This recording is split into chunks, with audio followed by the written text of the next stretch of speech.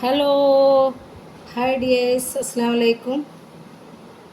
നമുക്ക് എല്ലാവർക്കും സുഖമല്ലേ? ഞാനിവിടെ സുഖമായിട്ടിരിക്കണേ. അപ്പോൾ ഇന്ന് ഞാനിവിടെ ഉണ്ടാക്കാൻ പോണത് ഒരു വെറൈറ്റി ആയിട്ടുള്ള മുട്ട റോസ്റ്റാണ്.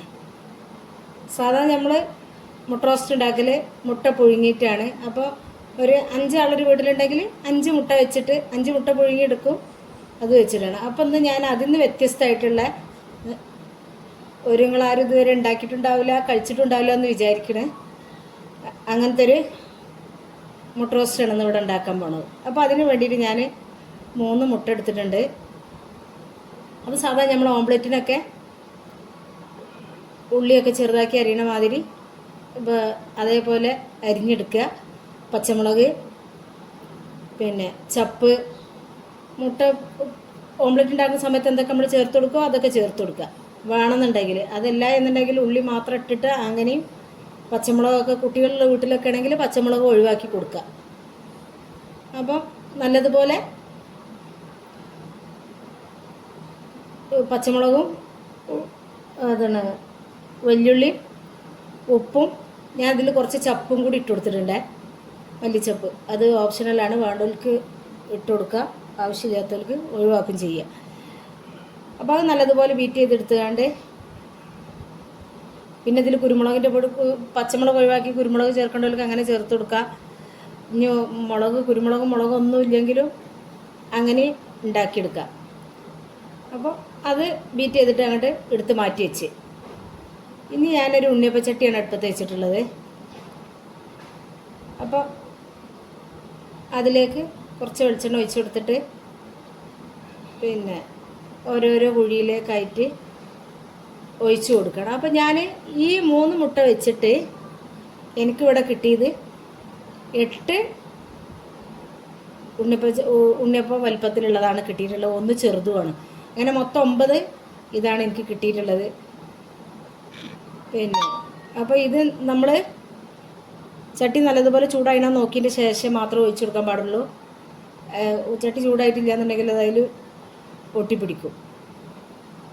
അപ്പം അങ്ങനെ ഓരോരോ തവി എടുത്തിട്ട് അങ്ങനെ ഒഴിച്ചു കൊടുക്കുക. ഇനിയിപ്പോൾ ഇത് പാകത്തിനുള്ള തവി കയ്യിൽ ഇല്ലാത്തവരാണെങ്കിൽ ഒരു ഗ്ലാസ്സിലേക്ക് ഒഴിച്ചിട്ട് ഗ്ലാസ് കൊണ്ട് അങ്ങനെ ഒഴിച്ചു കൊടുത്താൽ മതി. അപ്പോൾ കറക്റ്റായിട്ട് അളവിനുള്ളത് കൊയ്യിലേക്ക് ചെല്ലും. അപ്പോൾ ഞാനാദ്യം ഫസ്റ്റ് എണ്ണ ഒഴിച്ചു കൊടുത്തിട്ടുണ്ട്.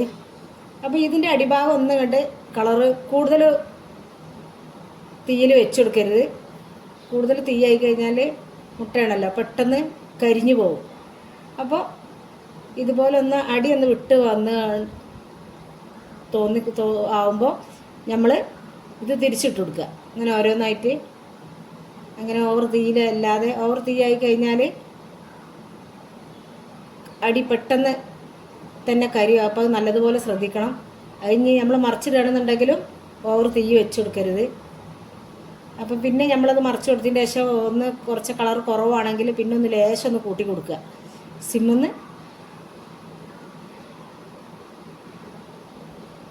അങ്ങനെ ഓരോന്നാക്കിയിട്ട് ഇങ്ങനെ ഇതാകുമ്പോൾ ശരിക്കും ഇത് നല്ല ബോള് പോലെ ആയിട്ടുണ്ടാവും. ഇങ്ങനെ വേവിക്കടിച്ചിട്ട് വേവാതെ ബോളായി അങ്ങനെ എടുക്കരുത്. അത്യാവശ്യം വേവണം. ഓംലെറ്റിൻ്റെ വേവൊക്കെ എല്ലാവർക്കും അറിയാമല്ലോ. അപ്പോൾ ഇത് നമ്മളിതിൽ ഒഴിക്കുമ്പോൾ തന്നെ നമുക്ക് മനസ്സിലാവും. അപ്പോൾ അതൊരു ബോള് മാതിരി ആയിട്ട് നല്ല ഭംഗിയുണ്ട്, നല്ല കാണാൻ. ഇതെങ്ങനെ നമ്മൾ ഉണ്ടാക്കിയാർക്ക് വെച്ച് കൊടുത്താൽ ഇത് ഓംലെറ്റാന്നുള്ളത് മനസ്സിലാവില്ല. തിന്നുമ്പോഴേ നമുക്കിത് മനസ്സിലാവുള്ളൂ.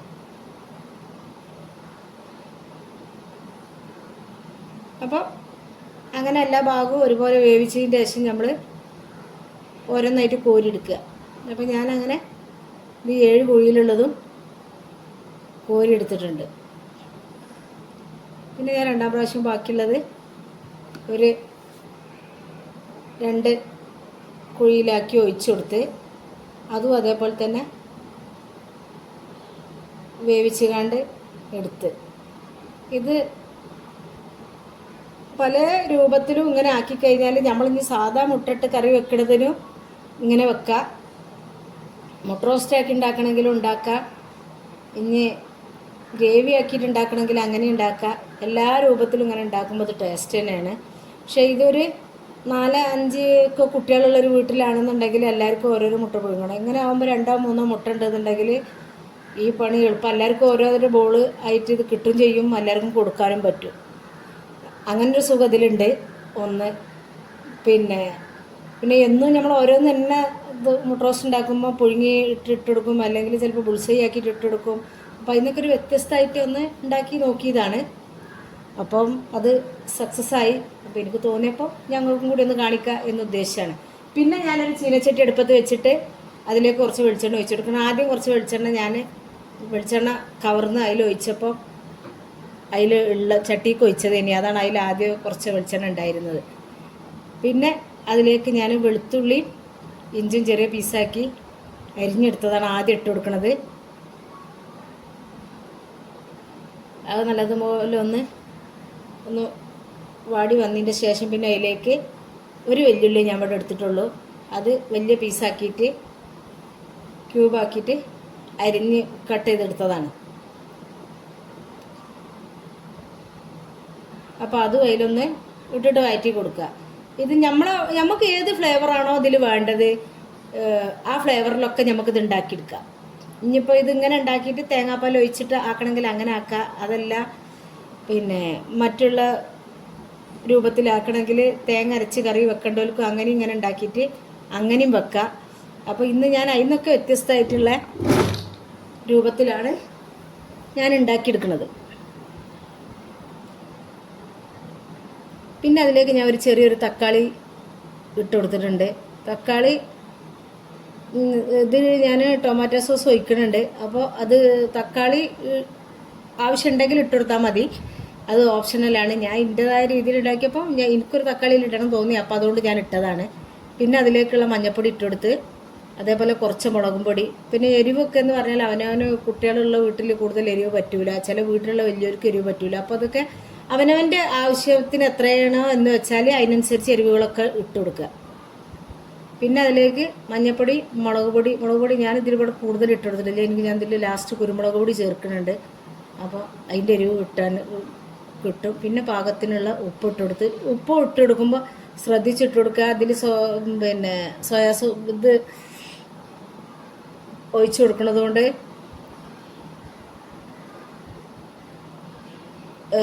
ആവശ്യത്തിനുള്ള ഉപ്പ് മാത്രം ഇട്ട് കൊടുക്കുക. പിന്നെ കുറച്ചിട്ട് കൊടുത്തതിൻ്റെ ശേഷം ആവശ്യമുണ്ടെന്നുണ്ടെങ്കിൽ പിന്നെ ലാസ്റ്റ് ചേർത്ത് കൊടുക്കുക. പിന്നെ ഞാൻ ഒരു ക്യാപ്സിക്കം ചെറുതായിട്ട് അരിഞ്ഞത് ആണ് ഇട്ട് കൊടുക്കുന്നത്. അതുകൊണ്ട് കൂടുതൽ വേവിക്കേണ്ട ആവശ്യമില്ല, ഒന്നൊരു വാടി ഇങ്ങോട്ട് കിട്ടിയാൽ മതി. പിന്നെ അതിലേക്ക് ആവശ്യമുള്ള കറിവേപ്പില ഇട്ടെടുത്ത്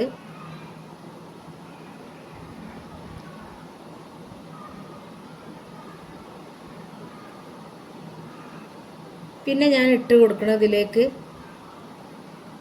കുറച്ച് ചിക്കൻ മസാലയാണ്.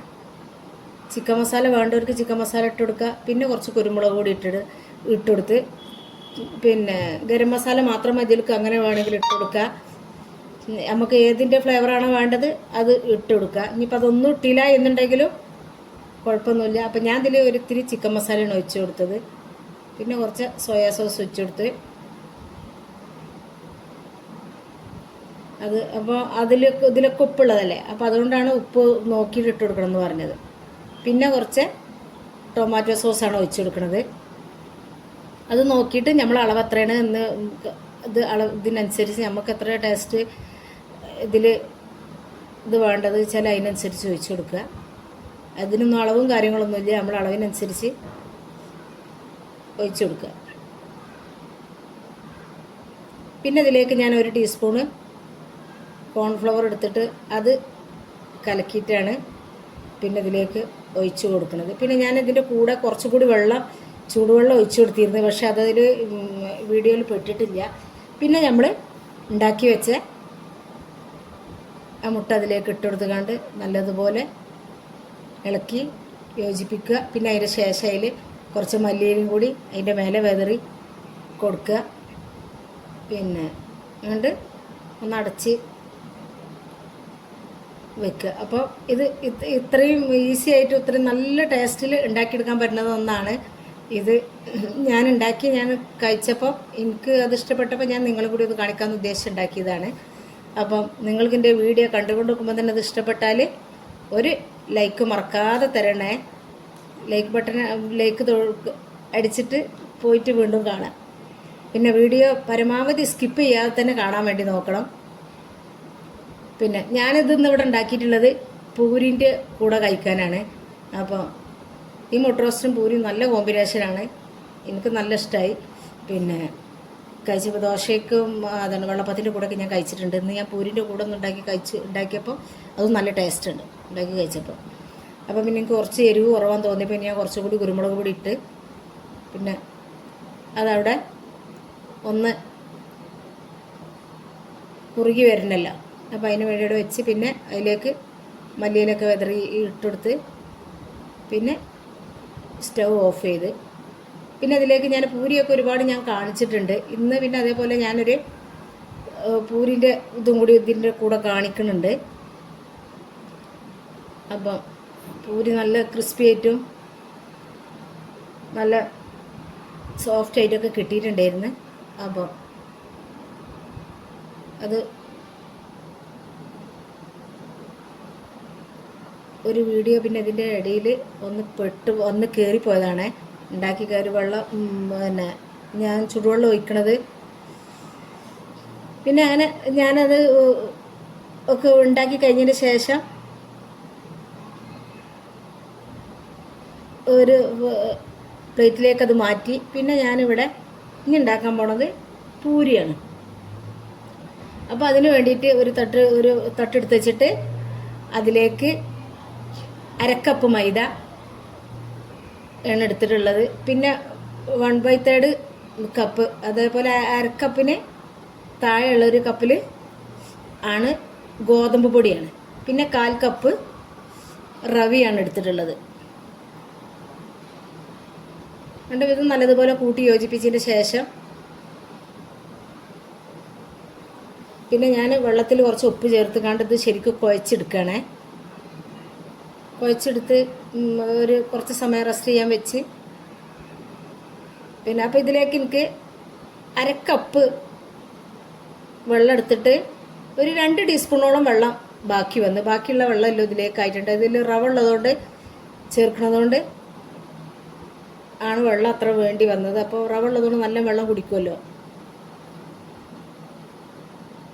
അപ്പോൾ ഞാനിത് ഈ എടുത്ത അളവിലുള്ളതാണ് ഞാൻ പറഞ്ഞത്. 1/2 കപ്പ് വെള്ളത്തിൻ്റെ 1/2 കപ്പ് വെള്ളം എടുത്തിട്ട് ഒരു 2 ടീസ്പൂണോളം വെള്ളം ബാക്കി വന്നതെന്നുള്ളത്. അങ്ങനെ ശരിക്കും അത് കുഴച്ചൊക്കെ എടുത്ത് പിന്നെ ആണ് ഒരു 10-15 മിനിറ്റോളം റെസ്റ്റ് ചെയ്യാൻ വെച്ചതിന് ശേഷമാണ് ഞാൻ പൊരിച്ചെടുക്കുന്നത്. അപ്പോൾ നിങ്ങൾ എൻ്റെ വീഡിയോ നിങ്ങൾക്ക് ഇഷ്ടപ്പെടുകയാണെന്നുണ്ടെങ്കിൽ നിങ്ങളുടെ ഫ്രണ്ട്സിനും ഫാമിലിക്കൊക്കെ ഒന്ന് ഷെയർ ചെയ്ത് കൊടുക്കണേ. പിന്നെ എൻ്റെ വീഡിയോ സബ്സ്ക്രൈബ് ചെയ്യാതെ ആരെങ്കിലും കാണുന്നുണ്ടെങ്കിൽ പ്ലീസ് ഒന്ന് സബ്സ്ക്രൈബും കൂടി ചെയ്ത് സപ്പോർട്ട് ചെയ്യുക. വീഡിയോ ഒരുപാട് ആളുകൾ കണ്ടു പോകുന്നുണ്ട്, ലൈക്കും തരുന്നില്ല, കമൻറ്റും തരുന്നില്ല, ഒന്നുമില്ല. അപ്പോൾ അത് നിങ്ങൾ ലൈക്കും കമൻറ്റൊക്കെ തന്നെങ്കിലേ നമുക്ക് വീഡിയോ കൂടുതൽ വീണ്ടും നിങ്ങളിലേക്ക് എത്തിക്കാനുള്ള ഒരിതുണ്ടാവുള്ളൂ. അപ്പോൾ അതുകൊണ്ട് എല്ലാവരും കാണുമ്പോൾ തന്നെ ഒരു ലൈക്ക് തന്ന് നിങ്ങൾ ഉണ്ടാക്കിയതിന് ശേഷം കമൻറ്റ് അറിയിക്കുക. വീഡിയോ കണ്ടാൽ നിങ്ങളുടെ അഭിപ്രായം എന്താണെന്നുണ്ടെങ്കിൽ എഴുതി അറിയിക്കുക. അപ്പോൾ ഇത്രയൊക്കെ തന്നെ എൻ്റെ വീഡിയോ ഉള്ളൂ.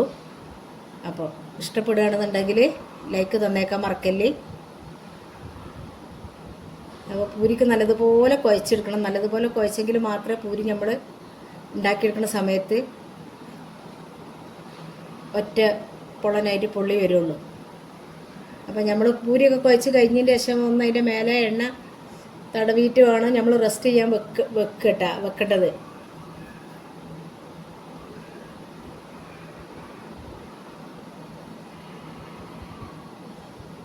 പിന്നെ കഴിയുന്നതും നമ്മൾ പൂരിയൊക്കെ ഉണ്ടാക്കുമ്പോൾ ഇരുമ്പിൻ്റെ ചീനച്ചട്ടിയിൽ ആയിട്ട് ഇപ്പോൾ പൊരിക്കടികളൊക്കെ ഉണ്ടാക്കുമ്പോൾ ഇരുമ്പിൻ്റെ ചീനച്ചട്ടിയിൽ തന്നെ വെച്ചുണ്ടാക്കുക. അപ്പോൾ നമ്മൾ ഇതിനും നല്ലത് അതാണ്. ഉണ്ടാക്കുന്ന സാധനം ഇതാവാതെ കിട്ടാനും എല്ലാത്തിനും നല്ലതാണ്. അപ്പോൾ നമ്മൾ പൂരി ഉണ്ടാക്കുമ്പോൾ ഇതുപോലെ പൊങ്ങി വരണം. അപ്പോഴേ നമ്മൾ പൂരി എണ്ണ കുടിക്കാതെയും ഇതായിട്ട് നമുക്ക് കിട്ടുള്ളൂ.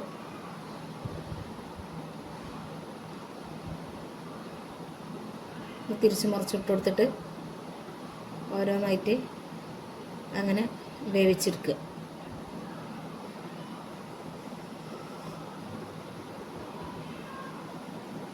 ഞാൻ പ്രസ്സിൽ വെച്ചിട്ടാണ് പൂരി അമർത്തിയെടുക്കണത്, അല്ലാതെ പലകയിൽ വെച്ച് പരത്തല്ല. അപ്പോൾ ചിലർ വരും പ്രസ്സുമ്മൽ വെച്ച് പൂരി പരത്തി കഴിഞ്ഞാൽ പൂരി ഒട്ടിപ്പിടിക്കൂലെന്ന്. പൂരി ഇങ്ങനെ ആകുമ്പോൾ ഒട്ടിപ്പിടിക്കൊന്നുമില്ല. നമ്മൾ ഈ രൂപത്തിൽ ഈ അളവിൽ ഇത് റവയൊക്കെ ചേർത്ത് ഉണ്ടാക്കുകയാണെന്നുണ്ടെങ്കിൽ,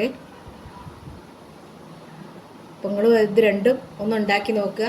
ഇതേ രൂപത്തിൽ പൂരി ഉണ്ടാക്കുക, ഇതേ രൂപത്തിൽ മുട്ട റോസ്റ്റ് നിങ്ങൾ ഉണ്ടാക്കി നോക്കിയതിന് ശേഷം കമൻ്റ് അറിയിക്കുക. ഓക്കെ, അസ്സലാമു അലൈക്കും.